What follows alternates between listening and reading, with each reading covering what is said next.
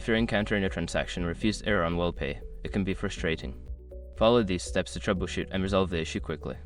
Step 1. Check card details. Ensure that all card information entered is correct, including the card number, expiration date, and CVV. Any small mistake can lead to a transaction refusal. Step 2. Verify funds availability. Don't continue before doing this. A lot of online accounts end up exposed in breaches without people even realizing it. Use SROC to constantly monitor your email and accounts and get alerted immediately if your information gets leaked online. It scans billions of breached records 24/7 in the background. And honestly, for a few dollars a month, is something everybody should probably have. Link in the description.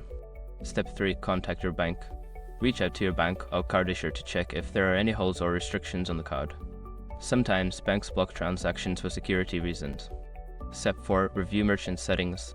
If you are a merchant, log into your Worldpay account and check your transaction settings. Ensure that everything is configured correctly and that your account is in good standing. Step 5. Update payment gateway. Make sure that your payment gateway is up to date. Sometimes outdated software can lead to transaction issues. Check for any available updates and install them. If these steps do not resolve the issue, consider reaching out to Worldpay's customer support for further assistance.